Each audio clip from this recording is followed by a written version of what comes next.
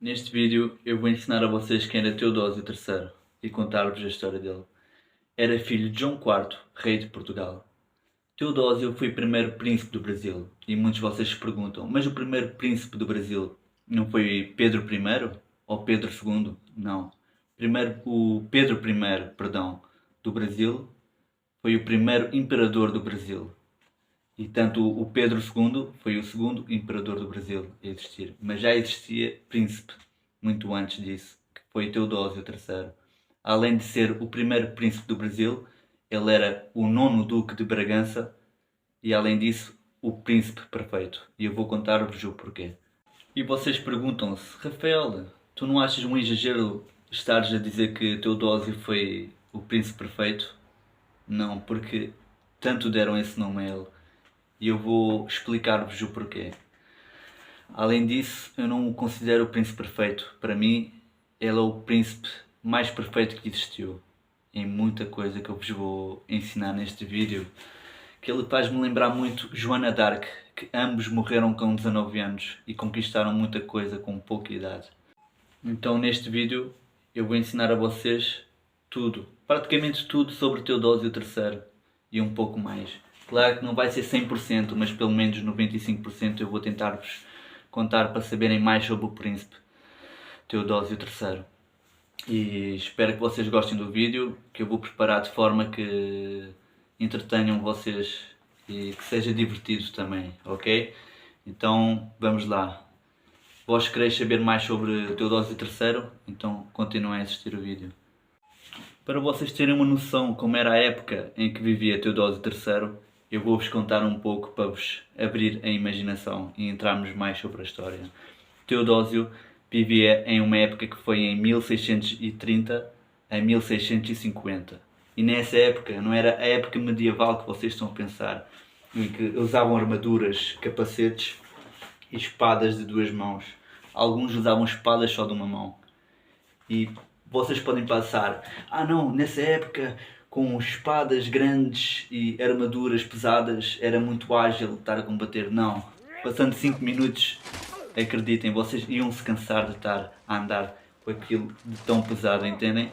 E vocês para isso destruíam braços, mãos, cabeças. Mas não, na época de Teodósio III a espada já era outra. Era uma espada que era muito fina, muito leve e ágil. Era a espada que vocês muitos conhecem na época de Os Três Mosqueteiros, que já devem ter visto os filmes. Essa espada não era para cortar braços nem cabeças, podia ser usada só com um golpe vital. Vocês podiam, com a ponta da espada, espetar no coração um ponto vital que acabava com o adversário, e não era preciso muita coisa. Eram momentos e épocas diferentes que vamos entrar agora. Senhor Dom Teodósio III, príncipe de Portugal e do Brasil, nasceu no século XVII, a dia 8 de 2 de 1634, em Paço do Cal de Vila Viçosa, Évora, Portugal. Era filho primogênito do rei Dom João IV e a rainha Luísa de Gusmão. O jovem príncipe, desde criança, foi treinado e educado para um dia reinar e ser o rei perfeito. Tendo uma saúde frágil, contraiu tuberculose pulmonar, acabando por adoecer gravemente no Palácio Real de Alcântara, em Lisboa, aos 19 anos, 3 meses e 7 dias. Apesar do príncipe falecer com tenra idade, conquistou muitas coisas. Para alguns ele era o ideal guerreiro, para outros o príncipe perfeito e para alguns um santo. António Caetano de Souza descreveu o príncipe. O príncipe era visto sempre de estatura proporcionada, com uma presença forte e elegante. O seu rosto afinado, branco e corado, olhos e cabelos negros, o corpo robusto. O príncipe era muito interessado e devoto, aprendendo as coisas muito rápido. Teodósio era perito em literatura, poesia e filosofia. Inspirava-se em grandes filósofos e pensadores clássicos, tais como Homero e de Virgílio. Apesar de jovem, Dom Teodósio era respeitado entre os intelectuais da sua época. Era um amante de mitologia, cultura e história.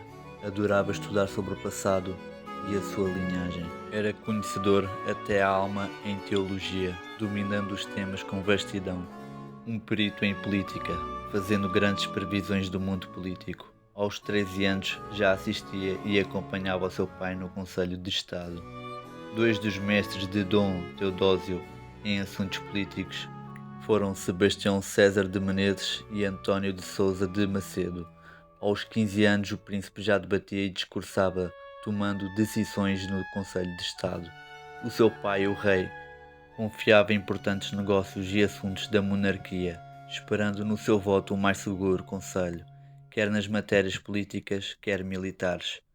Tinha grande interesse em astrologia e astronomia, sendo incentivado e auxiliado pelo padre jesuíta António Vieira, tendo o jovem príncipe composto muitas cartas astrológicas. Teodósio adorava estudar e praticar ciências. O príncipe era mestre em matemática. Teve como mentor em matemática o Flamengo, padre João Pascácio Sierra Mendes, o professor que afirmou ao iniciar as lições com o príncipe que este era mais mestre do que um discípulo. Tinha dotes para a música barroca e era compositor. Sabia medicina e química. Teve bastante conhecimento e refletia termos com os médicos reais. Teodósio também era ferreiro e gostava de forjar espadas de admirável tempera. Nos tempos livres, ele gostava de consertar relógios. Militar muito devoto e recebendo o título de ideal guerreiro, sabendo manusear armas, tanto espadas, tiro com arco e armas de fogo. Combatia a cavalo, sendo um excelente cavaleiro, ou até mesmo no chão em pé, sendo um respeitado espadachim com ótima perfeição e destreza, tanto na estratégia e na arquitetura militar, planeando ataques e riscando fortificações na mesa. Títulos: Primeiro Príncipe do Brasil, Príncipe de Portugal, Nono Duque de Bragança e Quarto Duque de Bracelos.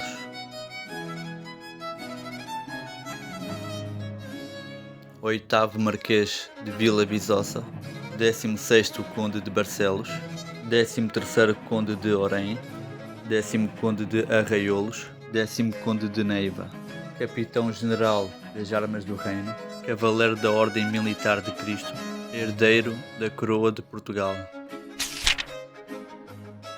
O príncipe mostrou-se um aluno de mérito. Ele dominava várias línguas. Sabia falar os idiomas grego, italiano, castelhano, hebraico, português, francês e latim.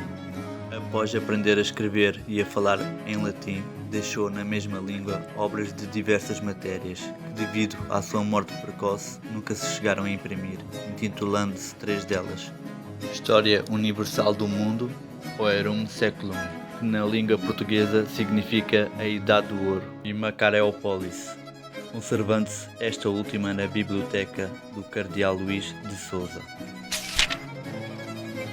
A vida amorosa do príncipe. Sendo o príncipe herdeiro da coroa, não lhe faltavam pretendentes. O referido livro de Teodósio III, Macareópolis, serviu também de estudo para a rainha Cristina da Suécia, com quem o príncipe mantinha comunicação, para que ambos seguissem a religião católica romana. Com o tempo, ao conhecer mais Teodósio III, a mesma apaixonou-se, assim querido casar-se com o príncipe e até mesmo vir aqui residir em Portugal, em um reino católico, o que não lhe foi permitido devido às leis protestantes do seu país. O povo da Suécia, maior parte era da religião nórdica, e o fato da rainha querer abandonar o país. Ocorreram várias tentativas de casamento com Maria Teresa de Espanha. Sobre a castidade, Frei Tomás de Aranha mencionou a resistência do príncipe aos encantos das damas da corte, comparando-o ao rei Dom Sebastião. Teodósio II, o avô do príncipe e pai do rei João IV, tinha sido levado para a corte e foi feito pajem do rei Sebastião de Portugal, que tinha muita estima pela criança e o fez duque de Barcelos. Na batalha de Alcácer Quibir, o rei de Marrocos tinha ficado impressionado com a bravura do pequeno Teodósio. Ao crescer e com o tempo, o avô do príncipe teve uma vida de muita glória e honra que aumentou a fama dos Bragança. Vida religiosa.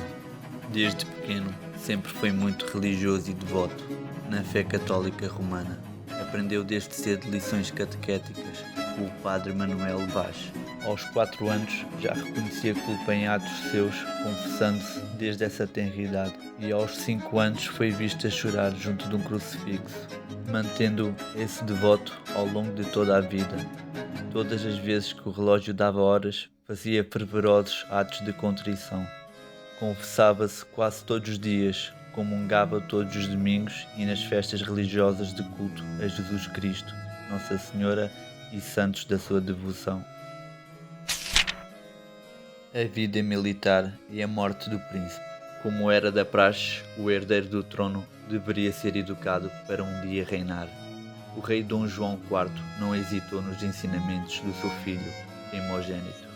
Coube ao mesmo contratar grandes mestres e nomes na educação principesca do seu filho. Ainda criança, recebeu o título de primeiro príncipe do Brasil, título especialmente criado em sua honra enquanto herdeiro do trono, por carta do pai, a dia 27 de outubro de 1645. O príncipe amou de tal maneira a nobreza que, quando viu seu pai desgostoso com algum fidalgo, ele resolveu a questão com esse fidalgo para o bem-estar do seu pai. Sobre história humana e sagrada, era erudito. Do direito canônico e civil aprendeu o que lhe era necessário para a administração, nunca perdendo a chance de ler livros sobre a política que o ensinavam a reinar. Sempre se interessou pela vida militar, desde criança que manifestava esse apreço, mantendo-o durante a adolescência e a vida adulta. Em novembro de 1651, Portugal e Espanha estavam em guerra. O impulso da juventude fê-lo visitar os castelos do Alentejo, de forma sigilosa, sem a aprovação do seu pai. O príncipe queria acompanhar de perto a defesa da fronteira, passando também por Arraiolos, Estremoz, Elvas e Vila Viçosa, onde animou os soldados e a população. O seu pai, o Dom Rei IV, fizera chegar através do António Cafide cama, roupa e armadura dignas durante a sua estadia, onde o mesmo havia deixado a corte para acompanhar a guerra pessoalmente no Alentejo e em Elvas. Discursava para os soldados e o povo para os animar. Ajudou às pagas dos soldados e em questões militares, fazendo com que nada faltasse, ouvindo assim o povo sobre os roubos, desaforos e queixas dos agravados para fazer justiça. O padre Manuel de Noronha referiu que os castelhanos temeram a grandeza do príncipe por este a levantar o ânimo dos soldados portugueses. No regresso a Lisboa, em 25 de janeiro de 1652, viu-se nomeado pelo seu pai capitão-general das armas do reino, título que soube administrar com prudência e justiça. Quer o Conselho da Guerra, a Junta dos Três Estados, os generais da guerra e todos os oficiais da guerra obedeciam às ordens do príncipe, sem limitação alguma.